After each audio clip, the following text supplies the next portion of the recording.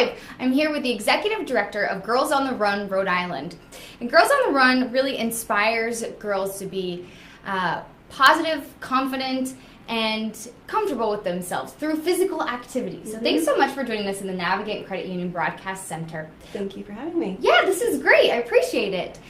So let's talk a little bit about Girls on the Run and Girls on the Run Rhode Island's mission. Sure. So the mission of Girls on the Run is to inspire girls to be joyful, healthy, and confident by creatively using running. So we're using running and physical activity to build the confidence. So it's more than a running program. It's actually a young women's empowerment program. And I love this idea, and I've worked with Girls on the Run Rhode Island in the past, and I've really seen girls take shape and really build that confidence. How did this come about, and what's some of the curriculum that you use? Yeah, so Girls on the Run is actually part of an international organization founded in 1996. We're celebrating 5 years this year. So all of our curriculum comes from Girls on the Run International. It's all research-based. We have two curriculums. One is called Girls on the Run for 3rd through 5th grade girls, and the second one is Heart and Soul, and that's for middle school girls. And they both focus on a lot of the same core elements, but then they're just more developmentally appropriate for the age of the girls that they're serving. Yeah, so how do you really decide what's appropriate? Because I would think if I have a 3rd grader and if I have an 8th grader, they're dealing with much different issues, you know, whether it's bodies or social media or just going through dealing with stuff on the playground or dealing with stuff on their cell phone. Yeah, so the younger girls are working a lot more on learning about themselves, learning about teamwork, and then learning how they fit into the bigger picture of their community. They actually also do a community service project at the end of their 10-week program. It's a lot about self-esteem and body image, nutrition. It's a lot of teamwork and learning to work well with others. And then it gets expanded upon in the 6th through 8th grade curriculum. It's a lot of the same material, but it's just a lot more geared towards that older girl, but the same topics just at a higher level. And we're really looking at how these young women can be better and more self-confident and really work well with others. And I love that because you're working through physical activities. And why is that so important, do you think? Yeah, physical activity, it unleashes your confidence. When we see, when we couple, we're actually one of the only positive youth development and physical activity based curriculums out there. So we're meshing the two of the most popular together. And that's because we see with physical activity and movement, that's where a lot of confidence comes from. That's where a lot of inner strength and determination and perseverance comes from. And we see that with our girls. So we'll talk about self-esteem and body image, then we'll do a hands-on activity, and then we will do a hands-on activity that involves physical activity. It all comes together when you're sweating, when you're moving, when you're laughing, when you're having fun. That unleashes a different type of confidence. And the girls are training for a 5K. That's another big part of the program. So they're starting at the beginning of this 10-week session, jogging for 30 seconds, walking a little bit.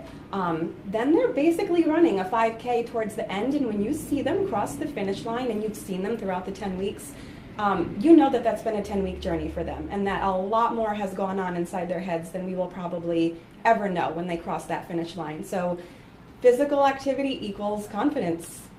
And it really is, I mean, I'm just thinking about it. It's really an emotional transformation. If anybody out there has trained for anything, it takes so much dedication. And to see, you know, essentially an 8-year-old work towards training for a 5K, that's tough. It is. What are some of these inspirational moments that you've seen? Yeah, well, so many. I mean, there's so many, but like I had just mentioned, when you go to a program during week 1 or 2, you revisit during week 7, 8, then you see girls crossing the finish line. Of course, there's so much to say about that. But one girl that stands out in my mind, she's blind, and she does Girls on the Run, and she's done Girls on the Run a handful of times. She participates fully in the program. So Girls on the Run is for everybody. And Alexa is a great example of that. And she completes the 5K with an assistant on either side of her, and she's so inspiring. And she provides a lot of strength and inspiration to other girls, to the whole audience, to all the spectators. So she stands out in my mind as embodying a girl on the run, but there's endless cases that we see every single day. It's unbelievable. And I saw her along with her running partner, her coach, just doing this. And I thought, okay, if she can run with a tether and her running partner run a 5K, I can do it. Anybody can get out there and do it and be brave enough and strong enough and courageous enough to get out there and do it. You're right, exactly. What an inspiration. Yeah. And you said it really is for anybody and everybody who wants to take part. What are some of the girls who can take part in this? Yeah, so we have expanded tremendously over the past 5 years. We started in 2012 with 34 girls at 2 sites. Fast forward to this year, we will be in over 40 sites, so 40 schools or community centers, and we will serve over 600 girls. So that's tremendous growth in the past 5 years. We're in all 5 Rhode Island counties now, and so you can go on our website and girls can see, parents can see what community centers or what schools we're at, but it's elementary and middle schools, private, charter, public, and you don't have to be a student at that school to attend Girls on the Run. Yes, so there's one in every community, and there's still some spots available. Moses Brown, Jewish Community Day School, South Kingston. So there's still plenty of time for girls to sign up. The program starts the week of February 27th. So we're coming up soon on the deadline. What if you want to be a coach? So say I want to help with these girls. How do you become a coach, or what does that look like? We love our coaches. Our coaches, they're the backbone to our organization. We are a staff of 3 serving 600 girls. That's not very many. No, staff of 3, wow. We do that because we're a volunteer-driven organization. So our volunteers, they're teachers, they're parents, they're college students. These are the individuals who are delivering the program to our girls. Coaches can be anybody, male or female. You just have to be 18 years old and have a passion to work with Girls on the Run. We fully train all of our coaches. We support them. They learn how to deliver the curriculum. They're there at the 5K, medaling the girls as they cross the finish line. It's a 10-week commitment, 2 days per week, and our coaches return season after season after season because they love it. They can't get enough. Our coaches grow through the program too. These lessons that we're talking about, they apply to adults. Self-esteem is not a young girl's issue. It's an everybody issue. So our coaches it's very rewarding, and they get a lot out of the experience. And we need coaches every single season to volunteer with us. Just to be able to see and work with the transformation. And I'm sure these girls have questions about their classmates, about their bodies, about how do I act this way or how do I act. So I'm sure just being able to be a mentor and a coach really makes a difference. You're a positive role model, and you're making, you're creating a safe space for these girls. Which will pay back tenfold, Absolutely. I'm sure. Yes. And a lot of people, I think, could be interested, maybe they can't give that time, but there's another way you can give back by with the Soulmates program, which is so phenomenal, because I know there's people out there who are like, or maybe they are just like, I cannot deal with kids, but I love running. Yes. Yeah, and the commitment is really hard because it's after school hours. Exactly. So if you're working a traditional 9 to 5, it's really hard to be a volunteer. So Soulmates is an initiative where whether you're training for a 5K, a swim, a triathlon, any athletic event, you dedicate your training efforts to Girls on the Run. And so we serve 30% of our girls each year from Title I schools, so they require financial assistance to participate in the program. We do that through fundraising. We do that a lot through our Soulmates. So these individuals pick a race. They train for it. They feel motivated and inspired training for this race because they know that they're doing it all to gift this experience to another girl. They have a personalized fundraising page. They sponsor a girl or a couple of girls, and they just ask their family and friends to make a small donation and help support them along their journey. We do a lot to support them. We do a lot of social media coverage, a lot of shout outs. They can all run our 5K race for free. We've had a great community of Soulmates, and it's very powerful, great way to give back, and a great way to stay motivated while you're training for something. Yeah, I can imagine if you're out running, especially in this weather. I saw so many people on the boulevard over the weekend out running, and I'm thinking, wow, good They for were them. probably our soulmates. Yeah, that's what I was thinking that, because I thought, I was on my way home from the gym inside, nice and warm, and here's people out running, and it's 20 degrees. Yes, great way to stay more motivated. I want to talk a little bit about, I was looking at some of the goals with Girls on the Run Rhode Island, and some things that really drive you. And some of the kind of the mission statements. You encourage people to stand up for ourselves and others, lead with an open heart and assume positive intent, nurture our physical, emotional, and spiritual health, express joy, optimism, and gratitude through our words, thoughts, and actions. I mean, these are really adult kind of things that transfer to our kids. These are big. Yes. Yeah, those are our core values.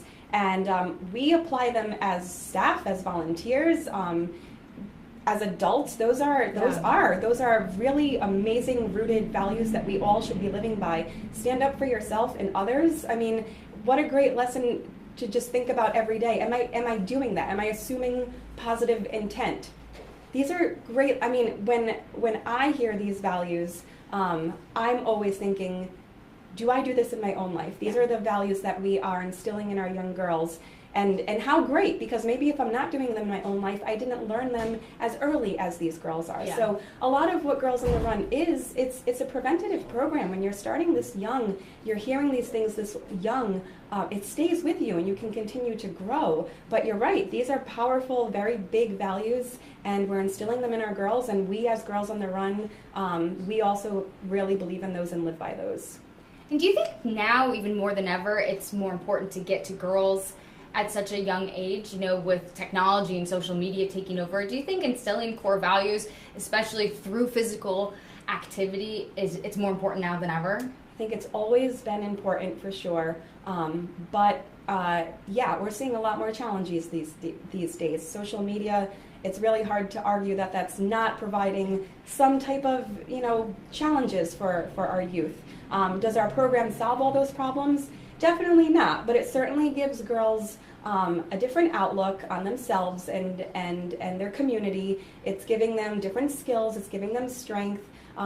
There's always, evolving challenges for our youth. It's always going to look different each generation, but bullying is huge right now. Bullying on social media is huge. One of our core values is to stand up for yourself and stand up for others. So yeah, I feel like we're touching upon some of those really big issues through our program. Which is good, because you don't always get that in certain aspects of a young girl's life. You don't always get that positive support. Right. If someone wants to enroll their child, how do you go about doing that? On our website, so enrollment is still open until, actually we accept enrollment up until 2 weeks once the program begins if there's still space. So our website is GOTRRI, and then there's a register button and a current sites button, so you can see where we are and then you can register.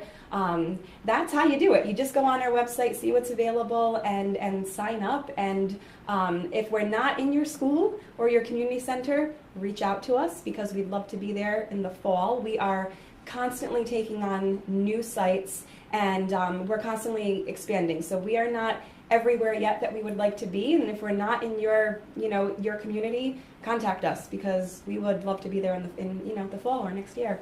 And I love that you try to do good, because let's face it, not everybody's a runner. Not everybody can be a runner.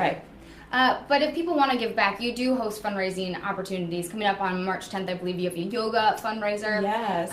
In the past, you've done beer drinking fundraisers, so there's always opportunities for people to get involved to help out with Girls on the Run as well. There are. We have this amazing series called Sweat to Support, where we partner with local gyms who host a charity workout for us.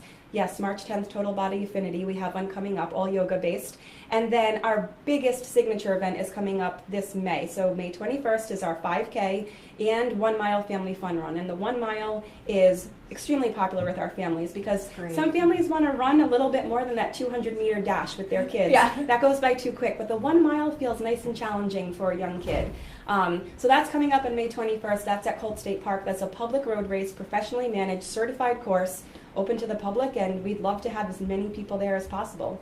And we'll make sure to put the information on our webpage so people can sign up. You can support Girls on the Run. Awesome. And support your mission as well. Thank you. All right, well, Jackie, thank you so much for joining us. I really appreciate it. So, again, Girls on the Run. And just a quick note. I was noticing here on some notes that you sent me that in 2016, Girls on the Run nationally, it was the largest 5K series in the world. We are the largest 5K series in the world. In the world? Because we are, Girls on the Run Rhode Island is one of 225 other councils throughout the U.S. and Canada. That's amazing. Every council puts on a 5K, so collectively we put on the largest race series. That's great. And then continuing to teach girls health and wellness throughout that, so continuing to support girls as they continue those health and fitness goals. You got it. Great. Jackie, thank you so much for joining us. I appreciate it, and I'll let you get out of here so you can go get your kids. Awesome. Thank you. All right. Thank you so much, and we'll have so more on Girls on the Run Rhode Island. All right. Thank you for joining us. Thank you.